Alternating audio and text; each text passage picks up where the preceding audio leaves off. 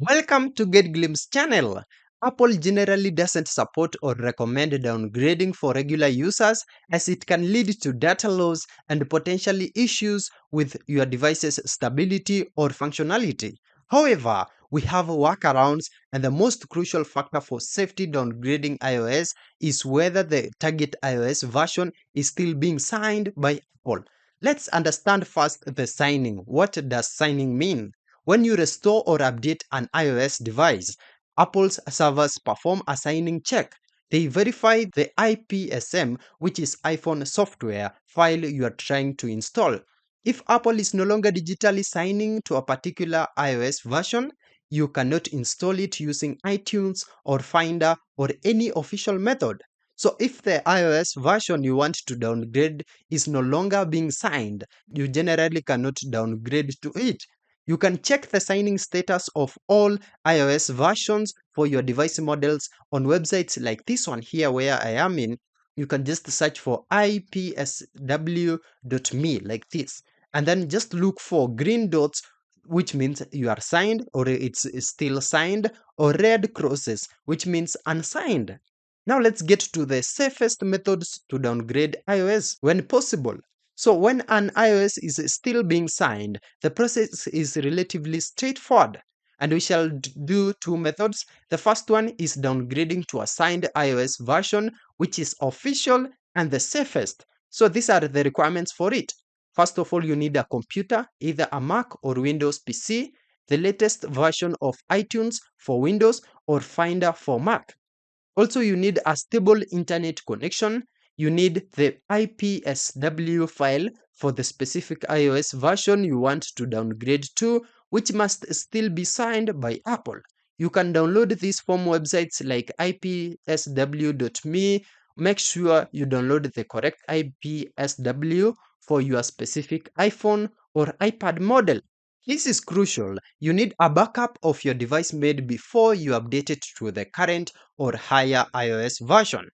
So these are the steps. First of all, backup your device, which is very crucial. If you have an old backup from the target iOS version or earlier, excellent. You can restore from this later. If you only have a backup from your current higher iOS, you cannot use this backup after downgrading. You will essentially be starting with a wiped device. If you wish to try to modify the backup, as some less safe methods suggest, proceed with extreme caution and understand the risks of data corruption. The safest bet is to have an older compatible backup or accept data loss. Also, disable Find My iPhone or iPad. So on your device, go to settings. Now go ahead and click on your name. Go ahead and click on Find My, and then Find My Phone and turn it off. You'll need to enter your Apple ID password. Go ahead and now download the IPSW file. Just come here to ipsw.me, select your device type, that is either model, and then download the specific green signed iOS version you want to downgrade to. Save it to an easily accessible location on your computer. You can now put your device into recovery mode. So for iPhone 8 or SE second or third generation and later, which doesn't have a home button, I'll use this as an example. Just go ahead and press and quickly release the volume up. Also, press and quickly release volume down. Then press and hold the side button until you see the recovery mode screen, that is a computer icon and cable. For iPad with home button, press and hold both the home and top buttons. Keep holding them until you see the recovery mode screen. Now connect your iPhone or iPad to your computer using a USB cable. Open iTunes or Finder, so iTunes for Windows or Finder for Mac OS. It should detect your device in recovery mode. Now initiate the restore. A pop-up will appear saying this is a problem with the iPhone or iPad, your device name that requires to be updated or restored. Click Restore. This is an important step.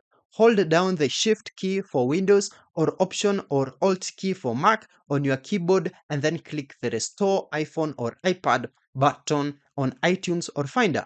This will open a file browser. Navigate to where you saved the downloaded IPSW file and just select it.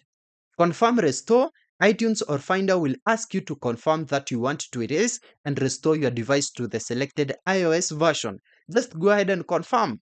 Now wait for the process to complete. The restore process will begin. Your device screen will show a progress bar. Do not disconnect your device until it restarts and you see the hello screen. Set up your device. Once restarted, you can set up your iPhone or iPad as a new device or restore from a compatible backup made on or before the iOS version you just downgraded to. The second method is using third-party iOS system recovery tools. These are often paid and can be simpler. So, several software tools claim to simplify the downgrade process, often without requiring you to manually find IPSW files or put the device into recovery mode. These tools typically wrap the iTunes or Finder restore process in a more user-friendly interface. These are some of the examples of these tools as of the time I was making this video.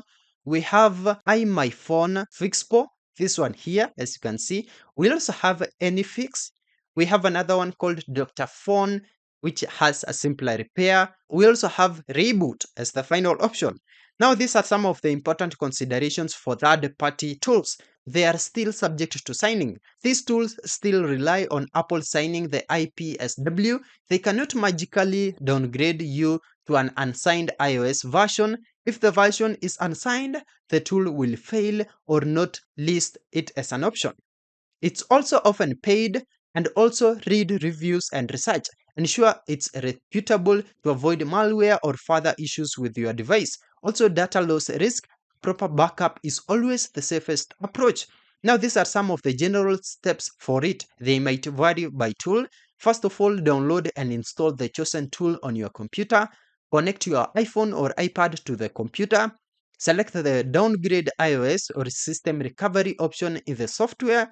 Now, the tool will usually detect your device and offer available or signed OS versions for downgrade. Select the desired version and follow the on-screen instructions. The tool will download the IPSW if necessary and initiate the restore process.